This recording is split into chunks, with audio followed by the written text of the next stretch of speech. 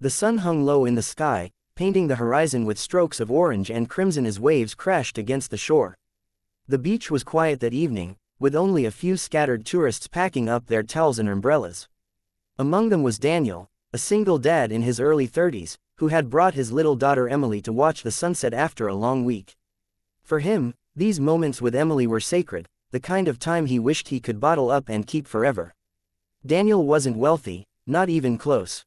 He worked long shifts at a construction site, and every extra dollar he saved went toward Emily's school supplies, rent, and groceries. Life had been hard since his wife passed away 3 years ago, but he had learned to keep going, if not for himself, then for his little girl who looked at him like he was her entire world. Emily was chasing seashells along the wet sand, her laughter mixing with the roar of the ocean, when Daniel noticed something unusual in the water. Farther out, beyond where most people dared to swim, there was splashing, frantic, desperate splashing. At first, Daniel thought it was just another swimmer having fun, but then he realized the motions were erratic, unsteady, and slowing down. His instinct screamed at him. Someone was drowning. Without a second thought, Daniel shouted for Emily to stay put and dashed into the surf. The water was cold, the waves unkind, but he pushed forward with powerful strokes. He was a strong swimmer. He had grown up near the sea, but even he knew how dangerous the currents could be. When he reached her, he saw a woman gasping for air, her hair tangled around her face, her arms weakly flailing. Her eyes were wide with panic. "I've got you," Daniel yelled, though his own breath was labored. He grabbed her around the waist and fought the undertow that seemed determined to drag them both under. For a terrifying moment, he wasn't sure they would make it back. But then, summoning every ounce of strength, he kicked against the current, pulling her inch by inch toward the shore. By the time they stumbled onto the sand, both were coughing and drenched, saltwater burning their throats. Emily ran over, crying, "Daddy," and hugged his leg tightly. Daniel tried to catch his breath, but his attention was on the woman lying in the sand, her chest rising and falling rapidly. She looked about his age, maybe a bit younger, and despite her disheveled state, there was something striking about her, an air of elegance hidden beneath the exhaustion. "Are you okay?" Daniel asked, kneeling beside her. She coughed again, then nodded faintly. You saved me. Thank you." Her voice was soft, hoarse, but carried an unusual grace. Daniel helped her sit up, brushing the wet hair from her face. "You shouldn't have gone out so far. The currents are brutal this time of day." "I didn't realize," she whispered, shivering. Emily, curious, peered at her with wide eyes. The woman introduced herself as Isabella. She didn't give a last name, and Daniel didn't ask. He wrapped his jacket around her shoulders, offering a small smile. "I'll walk you back to the road. You need to warm up." Isabella insisted she was fine, but her trembling body betrayed her. Reluctantly, she allowed him to help her. They walked slowly, Emily holding Daniel's free hand, her curious gaze shifting between her father and the mysterious woman. Before leaving, Isabella looked at him with eyes full of sincerity. "You saved my life. I owe you more than I can ever say." Daniel brushed it off. Anyone would have done the same. But Isabella knew better. Not everyone would have risked their life to save a stranger. What Daniel didn't know was that Isabella was no ordinary woman. She was one of the youngest billionaires in the country, heiress to a vast fortune in technology and real estate. Her life was a whirlwind of boardrooms, shareholders, and tabloid photographers. That day at the beach had been her attempt to escape the suffocating weight of it all, just for a moment, and it nearly cost her everything. Over the next few days, Isabella couldn't stop thinking about the man who had saved her. She replayed the moment in her mind, his determination, his courage, and the way he had immediately thought of his daughter even in the chaos. It was rare in her world to see such selflessness. People surrounded her for her wealth, for what she could offer, not for who she was. Daniel hadn't recognized her, hadn't cared about her status. He saw only a person in need, and he acted. Driven by an impulse she couldn't ignore, Isabella decided to find him. Daniel, meanwhile, returned to his daily grind. His body still ached from the rescue, but he pushed through, working long hours under the sun and returning home to cook Emily dinner and help her with homework. He didn't expect to ever see Isabella again. To him, she was just a stranger he happened to save.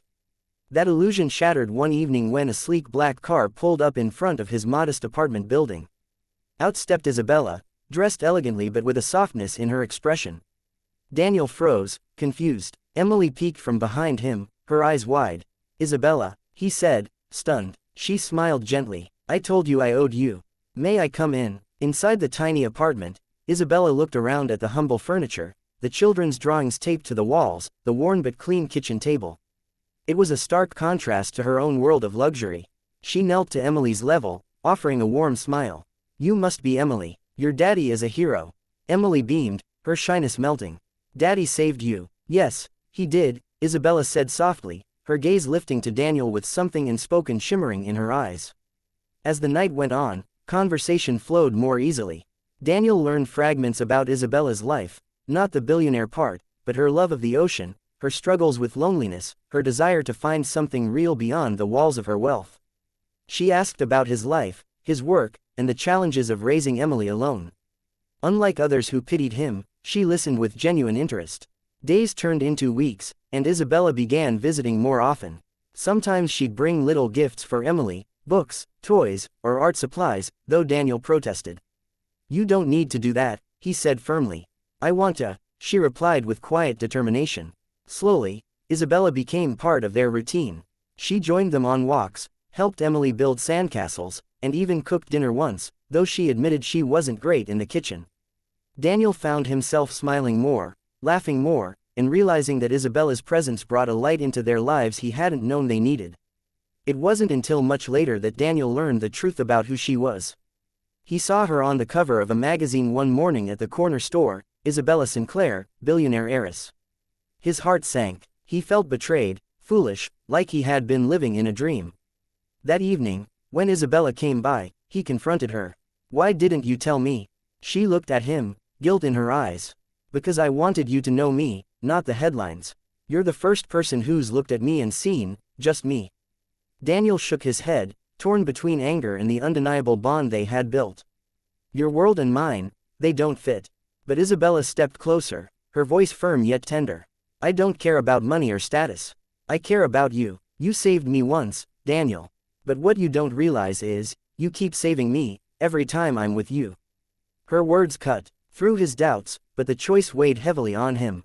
Could he, a single dad struggling to make ends meet, really belong in the life of a billionaire? Could she, a woman with everything, find happiness in his small world? The answer came not in words but in actions. Isabella didn't leave. She kept showing up, not with riches or extravagance, but with her heart. She helped Emily with her school project, laughed with Daniel at late-night conversations, and stood by him when bills piled up and stress threatened to overwhelm him. Slowly, Daniel realized that love wasn't about matching bank accounts or social circles. It was about connection, loyalty, and trust. The beach that once nearly claimed Isabella's life became the place where their love truly began. One evening, as the sun dipped low once again, Isabella stood with Daniel and Emily at the shore. Emily ran ahead, collecting seashells, while Isabella slipped her hand into Daniel's. You know, she whispered, smiling at him, that day you pulled me from the water, I thought I was drowning. But maybe, I was just waiting to be found. Daniel looked at her, his heart full. And maybe I was waiting too. The waves crashed around them, the same waves that had nearly taken everything, now bearing witness to a new beginning. And in that moment, the single dad and the billionaire knew that sometimes, the most unexpected rescues are the ones that save not just a life, but a heart.